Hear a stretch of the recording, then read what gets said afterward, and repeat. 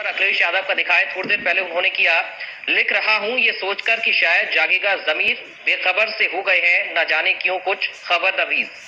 क्या कहना चाह रहे हैं अखिलेश यादव?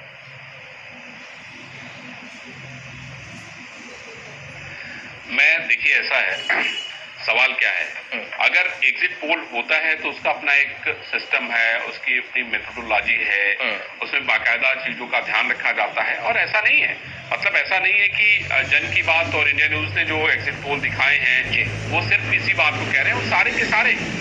तो महत्वपूर्ण यह है कि मैंने जैसा कहा ना कि भाई इस बात को मनन मंथन करने की जरूरत है रिजल्ट के बाद, कि भाई आपने जिस क्षेत्र में काम किया, जो टारगेट रख के काम किया, जो आपका वोटर था, अब उनके लिए जो काम किया, उन लोगों ने 100% पोलिंग की है कि नहीं की है।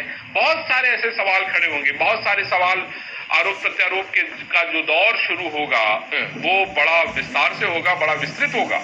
और मेरा मानना है कि कल का जो दिन है वो हम लोगों के लिए बड़ा चुनौतीपूर्ण है, राजनेताओं के लिए भी बड़ा चुनौतीपूर्ण है, जिनकी बड़ी पॉलिटिक्स है। आप देखिए, पता नहीं कितने सारे मंत्रियों की तकदीर जो है वो दांव पे लगी है। समाजवादी पार्टी हो, चाहे ओम प्रकाश राजभर की पार्टी हो, संजय चौहान की पार्टी हो, कृष्णा पटेल की पार्टी हो, ये सभी के सभी लोग जो है कहीं न कहीं लगे हुए हैं। अरविंद जी, दो खास मेहमान हमारे साथ जुड़ गए हैं। राज्यसभा सांसद हैं नरेश बंसल। नरेश बंसल जी, आपका बहुत स्वागत है। और कन्नौज से सांसद हैं सुब्रत पाठक। सुब्रत पाठक जी, आपका स्वागत है। अरविंद जी।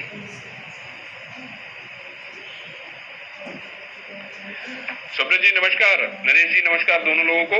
सुब्रत जी, मेरा पहला सवाल आपसे है कि मुझे लगता है कि अब तो सिर्फ उत्सव मनाना बाकी रह गया है। हाँ, बात तो आप ठीक कह रहे हैं।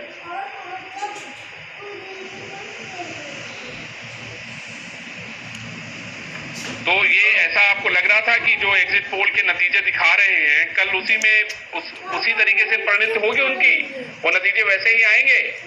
क्योंकि आपके पास तो बहुत अहम प्रभाव था, खास तौर पे पूर्वांचल में आपने बहुत काम किया।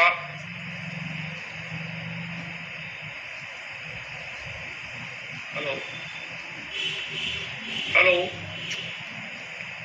सुब्रत जी बोलिए।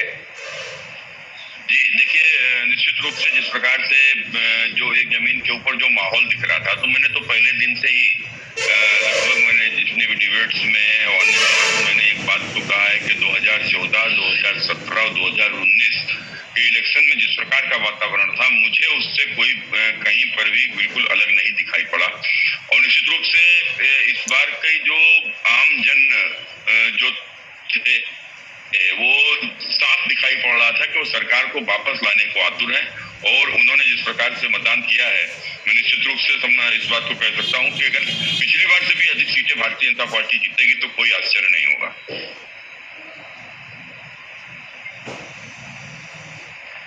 नरेश बंसल जी, आपको क्या लगता है, ये जो अलग अलग चैनलों ने अपनी एग्जिट पोल में दिखाया है 326 से लेके 211 तक, और समाजवादी पार्टी तो मानने के लिए तैयार ही नहीं है?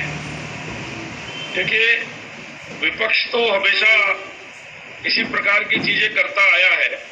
उनको ना संविधान पर विश्वास है, ना संसद पर विश्वास है, ना सुप्रीम कोर्ट पर विश्वास है, ना हाई कोर्ट पर विश्वास है, ना चुनाव आयोग पर विश्वास है, ना जनता पर विश्वास है।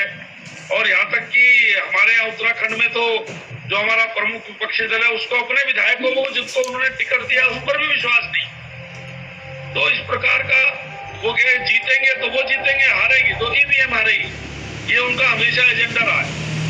हारने पर वो ईवीएम को दोष देते हैं। और अब तो कुछ राजनीतिक नेताओं के मैं पाठक देख रहा हूँ, ये बताइए, एग्जिट पोल को और मीडिया को भी दोष दे रहे हैं। जी हाँ, मीडिया भी लोगों की बातों को सुन रहा है और वो भी बेचारा दोषी बन गया है ईवीएम की तरह। मीडिया को लगता है कि उसमें उन्होंने जो मेथोडोलॉजी है उसको भी समझने की कोशिश नहीं की, और उन्होंने साफ कह दिया कि भाई मीडिया तो सबसे बड़ा दोषी है। मैं कह तो रहा हूँ कि वो तो उस पर है कि जो मीठा मीठा कप और कड़वा कड़वा थू, उनके मतलब की जो बात नहीं है उस सब पर उनको विश्वास नहीं है। उनके हित की चाहे आप झूठी बोल दो उनके बारे में तो वो आपकी प्रशंसा करेंगे, पर आप सही बात रखेंगे तो उनको अच्छी नहीं लगेगी।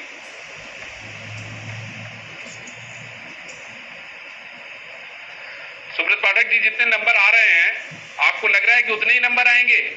कुछ लोगों ने 326 दिया है, किसी ने 311 दिया है, किसी ने 266 दिया है। आपको क्या लगता है कितने नंबर होंगे आपके? देखो, नंबर वाली अगर हम बात करें तो एक तो आप ये मान के चलिए कि कोई भाई 211 भी नंबर दे रहा है, कोई 250 नंबर भी दे रहा है, तो कोई 300 के आसपास भी दे रहा है। तो लेकिन जैसा कि आप मेरी बात को समझने की कोशिश करिए, मैंने कहा कि 2014, 17, 19 के जैसा जो एक वातावरण था, वो वातावरण इस चुनाव में भी दिखाई पड़ा। और इस चुनाव में तो एक चीज और बढ़ के थी कि महिलाएं पिछली बार से भी बहुत अधिक अग्रेसिव इस बार भारतीय जनता पार्टी को वोट देने को लेकर थी। तो इसलिए मैं इस बात को शुरू से ही कह रहा हूं कि इस वातावरण को देखते हुए अगर पिछली बार से अधिक सीटें भी भारतीय जनता पार्टी को आएंगी तो इसमें मुझे कोई बहुत आश्चर्य नहीं होगा। तो कुल मिलाकर अब वैसे अगर आपने देखा होगा कि पिछली बार का भी मुझे ध्यान है कि लगभग पिछले कई बार से ये टुडे चाणक्य का लगभग एग्जिट पोल सही निकल रहा है। तो अगर उन्होंने लगभग 280 लेकिन 90 के आसपास सीटें भाजपा को दी हैं। पिछली बार भी उन्होंने इतनी ही सीटें भारतीय जनता पार्टी को लगभग दी थी और भाजपा की 325 सीटें आई थी। तो हम इस बात को समझ सकते हैं कि आराम से 300 के ऊपर भाजपा जाएगी।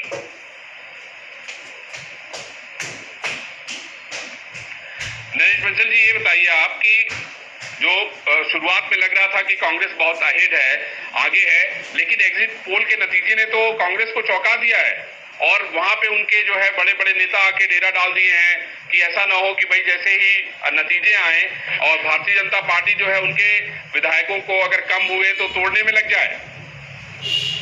देखिए, मैंने बताया कि कांग्रेस के अंदर अंतर्कलह है और कांग्रेस में नेतृत्व को लेकर के झगड़ा है और वो डरे हुए हैं इससे कि हमारी सरकार तो नहीं आ रही, पर अब झगड़ा यह है कि नेता प्रतिपक्ष कौन बनेगा।